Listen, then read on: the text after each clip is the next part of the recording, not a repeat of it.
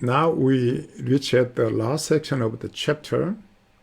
Here we'll consider machine learning model code.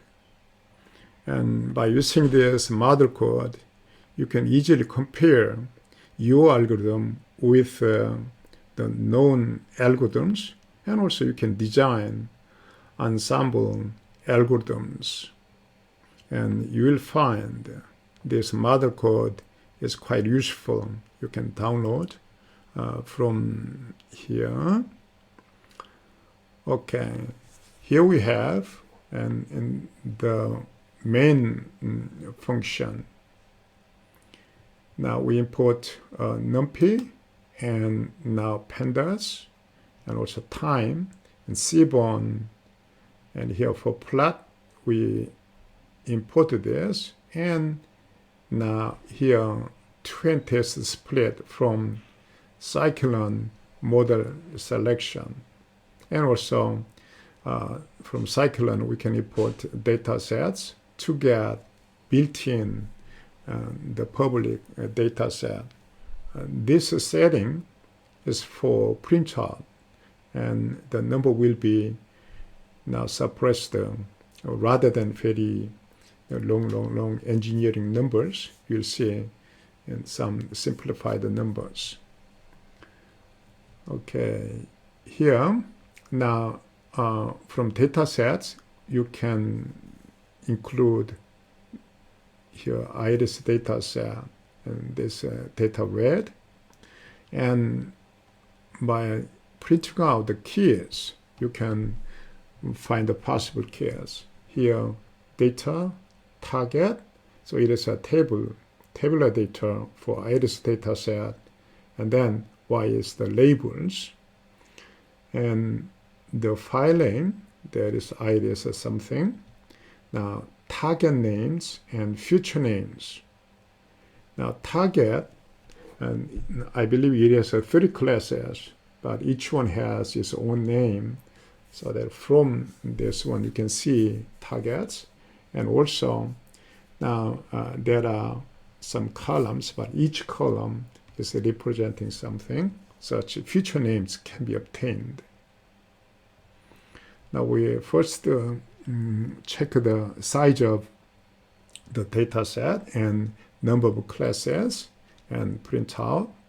And here the ratio for training is 0.7, so 70% of the data set will be used for training. Now we'll try to run multiple times to measure the average accuracy. And for most algorithm, and once you run once, then the accuracy will be fluctuating, so that to understand the algorithm thoroughly, we try to run 50 times and try to measure the average accuracy. Now here that is comparison and ensembling, so that'll be done because it's 2. Once it's 0, then comparison and ensembling will not be executed. Now we define multi-run, and for each run, and we try to randomly split the data set into train and test, and we measure the accuracy, and then later on we try to find the mean and standard deviation in return in percent. And also we try to estimate the time, time, elapsed the time. That's the function.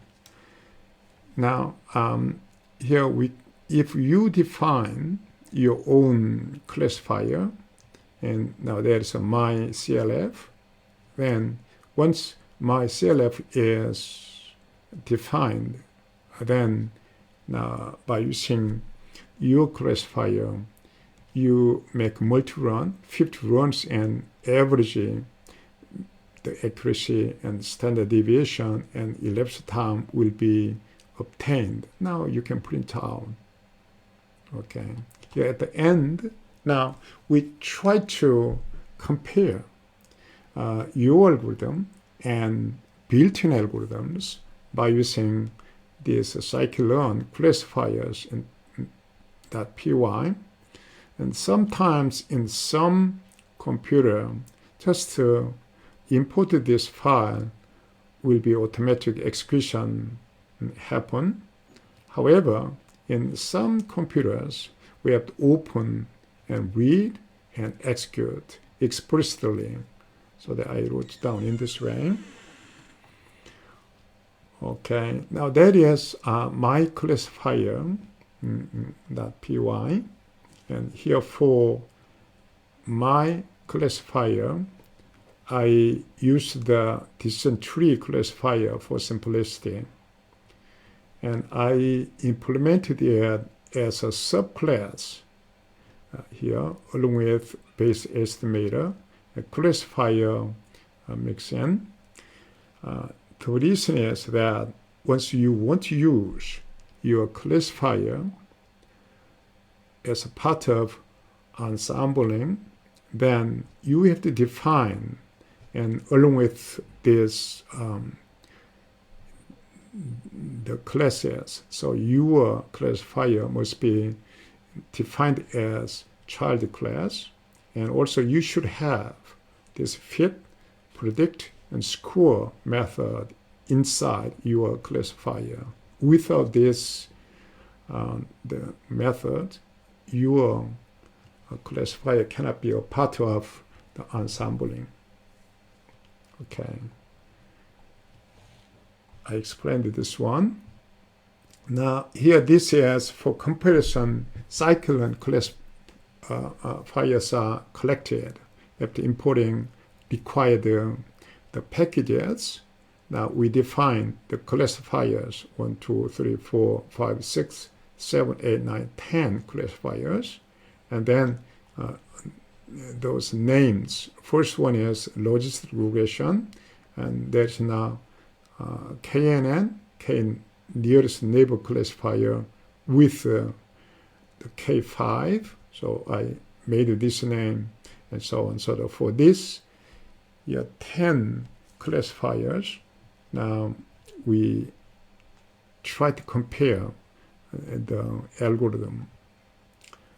Okay, now here we have, once the data name is not given, then here no name, no data name will be used. And once the run is not defined, then its default run is 7.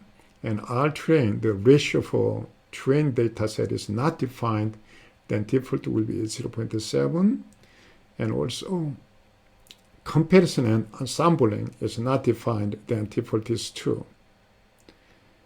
Okay, here now for all the classifiers, 10 of them right now, and name, and we try to here make multi-run for the classifier, and by saying now the portion of that is now R-train, and then inside, and 50 times automatically split and randomly, and then multi-run is executed, and the average accuracy and standard deviation of the accuracy will be returned from this multi-run function.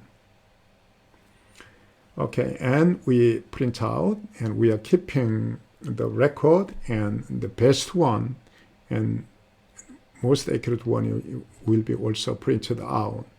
And once comparison and ensembling is not 2, then we quit here. But once it's 2, then that will be executed. Okay, in each line, in fact, Gaussian algorithm is not good, so we eliminate out of the list, and also Bayesian adder boost, random forest, and logistic regression. These algorithms are not good, so that we try to pop out. Okay, and for the remainder one, and if you want to add your algorithm into the the classifiers, the ensemble classifiers, then you can add here. Along with this ensemble classifiers, again, we run 50 times and average accuracy and the accuracy standard deviation, and the elapsed time will be returned. Okay, see the result. Okay, for the iris data set, the number of points is 50 and the dimension, feature dimension is 4, and there are 3 classes. And the classifier we choose is decision tree classifier. For that, the average accuracy is 94.5% and standard deviation is 3, and elapsed time is this one. Now for each method, 10 of them, we have average accuracy and standard deviation and the computation time. Among these 10 algorithms for the iris dataset, the best one is the multi-layer perceptron classifier. This is a neural network. Now I chose the dataset so that this algorithm is the best. Look at here. That is now that one is the best algorithm in accuracy. And for ensembling, we are using these 5 algorithms. An ensemble algorithm, it is executed, and then average accuracy and accuracy standard deviation is given in this way, so that it's not really better than a single classifier. And if you want to get really good ensemble algorithm, then you may start with the best one. For this case, probably start with multi-layer perceptron classifier and its siblings. That means that along with other options, you can make another classifier. Right now, currently, the classifier, the multi-layer perceptron classifier is organized in this way. The hidden layer size is 100. There's only one hidden layer having 100 units. For example, you may try to get 2 hidden layers having 50 units. Then rather than 100, now you can write down 50, 50. Then there will be another algorithm, another classifier. In this way, you can make its siblings and ensembling along with the best one and its siblings is most cases the best choice for ensembling. Okay, so you can understand and you can do it very efficiently and many things, comparison and ensembling. Okay, let's look at a little bit around here. Now, this algorithm is the best. Now, and standard deviation is smallest among those standard deviations. Usually, and very high accurate algorithm is more consistent, so that the standard deviation is small. And low accuracy algorithms are usually producing larger standard deviations. In fact, this has lowest accuracy, and it's about 2.6, and also 94% accuracy. A sort of a lower one has a larger standard deviation, and also the decision tree classifier, and this is also very low accuracy, having large standard deviation. Usually good algorithms are more consistent and not really good. Bad algorithms having some fluctuating results. Okay. that's the end of the chapter. Thank you. I hope you can find really quite useful and along with the Modelcode. Thank you.